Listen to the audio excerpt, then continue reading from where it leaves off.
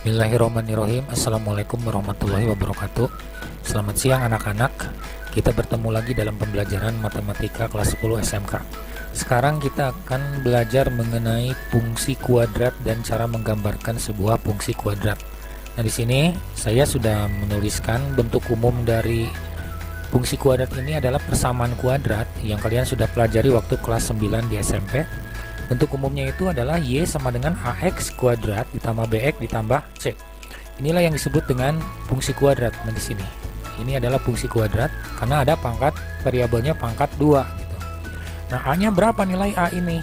Nilai A itu adalah nilai di depan variabel X kuadrat. Bisa 1, 2, 3 tapi syaratnya bukan 0.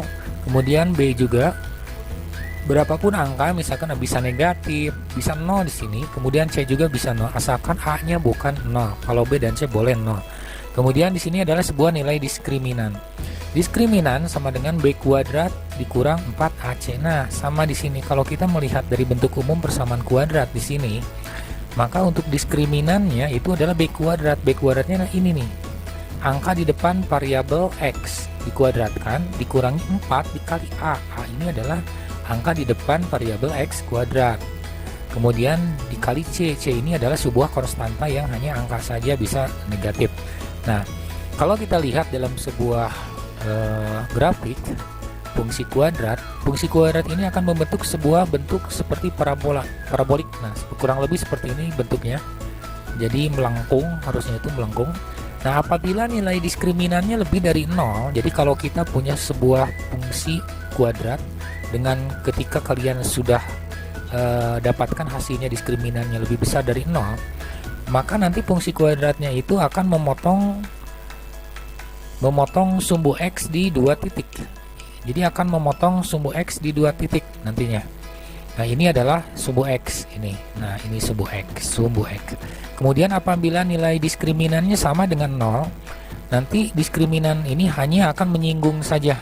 Menyinggung berarti hanya memiliki nilai satu ya, ininya nilai potongnya, titik potongnya X-nya. Dan apabila nilai diskriminannya lebih kecil dari 0, maka ini tidak memotong dan tidak menyinggung, kayak seperti melayang gitu, tidak memotong dan tidak menyinggung sebuah X. Kemudian kalau kita lihat dari nilai A ini, sebuah fungsi kuadrat apabila A-nya lebih besar dari 0, lebih besar dari 1 atau bertanda positif, maka grafik ini akan terbuka ke atas. Nah, ini semua grafik ini terbuka ke atas. Ini grafik ini, dan grafik ini terbuka ke atas.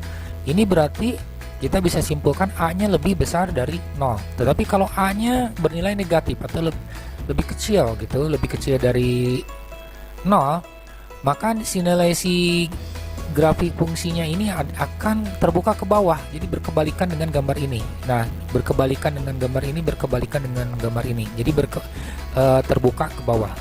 Kemudian bagaimana kita membuat langkah-langkah menggambar fungsi kuadrat? Jadi yang pertama kalian tentukan dulu titik potong sumbu X dan sumbu Y. Jadi bagaimana cara menentukan titik potong sumbu X dan sumbu Y? Yaitu kita tentukan dulu, misalkan kita ingin menentukan titik potong sumbu X. Kalau ingin menentukan titik potong sumbu X, berarti nilai Y kita asumsikan sebagai 0. Kemudian kalau kita ingin menentukan titik potong sumbu Y, maka kita asumsikan nilai X itu adalah sama dengan 0. Kemudian kita masukkan ke persamaan kuadratnya. Kemudian menentukan sumbu simetri. Apa sih sumbu simetri? Sumbu simetri itu apabila kita memiliki sebuah simpelnya adalah, misalkan kita memiliki sebuah persegi. Persegi itu kan panjang dan lebarnya sama. Jadi ketika kita lipat, maka semuanya itu akan tertutup membentuk persegi baru.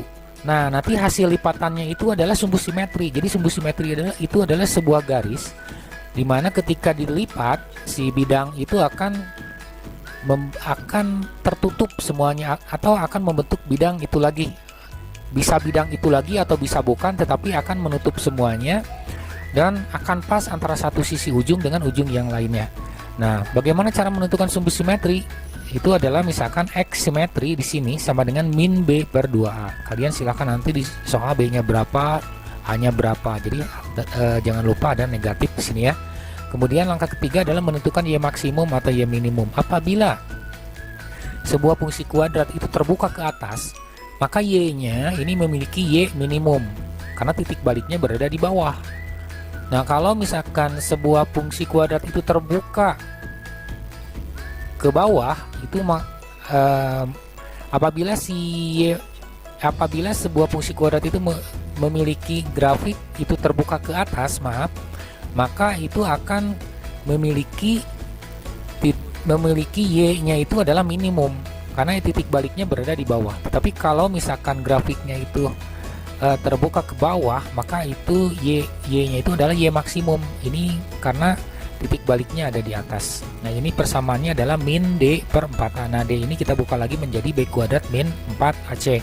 Kemudian menentukan titik balik atau titik ekstrim. Ada yang menyebut titik balik, ada juga yang menyebut titik ekstrim. Jadi kalian tinggal masukkan saja x simetri dan y maksimum atau y minimum. Contohnya di sini adalah gambarkan sebuah fungsi kuadrat berikut dalam koordinat kartesius. Jadi ini persamaan kuadratnya y sama dengan x kuadrat min 5x min 6. Jadi langkah pertama adalah kalian tentukan dulu titik potongnya, sumbu x dan sumbu y. Kalau kita ingin menentukan titik potong sumbu x, maka kita asumsikan y-nya 0. Masukkan ke soal. Y sama dengan x kuadrat min 5x min 6. Nah, si y-nya jadikan 0. Ini berarti y-nya kita ganti 0 sama dengan x kuadrat min 5x min 6. Nah, kita bisa menentukan nilai x ini dengan cara yang gampang adalah faktorisasi. Jadi adalah nilai faktorisasi ini adalah kalian cari dua buah bilangan, ketika dikalikan hasilnya adalah negatif 6 dan ketika kalian jumlahkan adalah negatif 5. Jadi Bapak ulangi lagi, cari dua buah bilangan, ketika dikalikan adalah hasilnya negatif 6 dan ketika dijumlahkan hasilnya negatif 5. Jadi sudah dapatkan min 6 dan plus 1. Kita coba. Min 6 dikali plus 1 pasti min 6. Kemudian min 6 ditambah plus 1 hasilnya pasti min 5. Sehingga di sini kita dapatkan x min 6 dikali x plus 1 sama dengan 0. Berarti dipisah. X min 6 itu sama dengan 0 dan x plus 1 itu sama dengan 0. Kita buat dulu yang ini x min 6 itu sama dengan 0. Berarti kita pindah ruas yang min 6 ke arah kanan. Berarti x sama dengan 0 ditambah 6, karena negatifnya kita pindah ke ruas yang satunya lagi, berarti x-nya itu adalah 6. Sama juga dengan yang ini, x plus 1 sama dengan 0, berarti plus 1-nya pindah ke sana menjadi ini, min 1.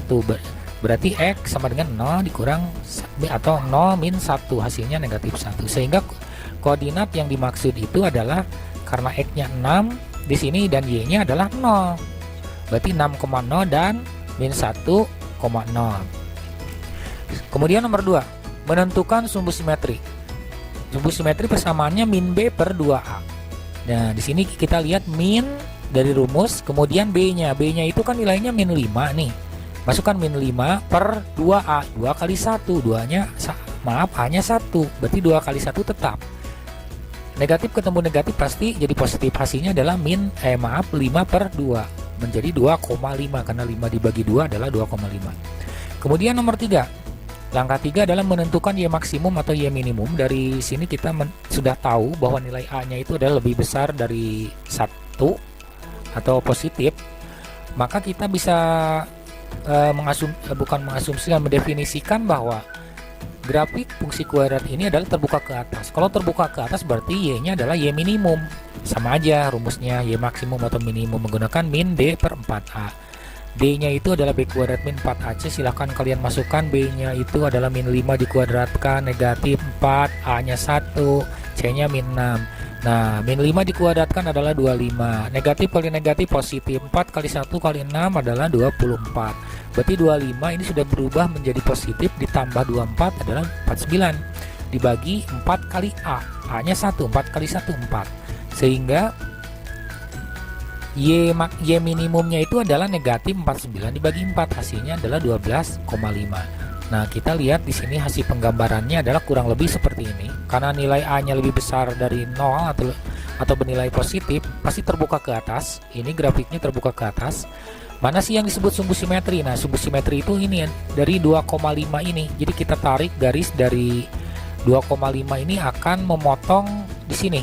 Nah, memotong ini 2,5 kalau kita tarik dari garis ini ke atas, ini akan memotong. Jadi pertemuan antara 12,5 dan 2,5 ini kita sebut sebagai nilai ekstrim. Bapak ulang lagi. Nilai ekstrim atau nilai puncak ini adalah pertemuan antara nilai min 12,5 dengan 2,5. Jadi x simetrinya 2,5 dan y maksimum atau minimumnya adalah min 12,5. Kemudian yang ini min 1 dan Nah, kemudian ini min 1 dan 6 ini adalah sebuah titik potong. Titik potong yang melalui sumbu X. Nah, ketika kita gambarkan berarti garisnya harus melalui min 1 dan harus melalui 6. Kemudian titik baliknya adalah antara sumbu simetri 2,5 ini X-nya dan titik minimumnya ini adalah min 12,5. Nah, kurang lebih gambarnya nanti seperti ini ya. Terima kasih anak-anak atas perhatiannya. Semoga pembelajaran yang singkat ini bermanfaat buat kita semua. Wassalamualaikum warahmatullahi wabarakatuh.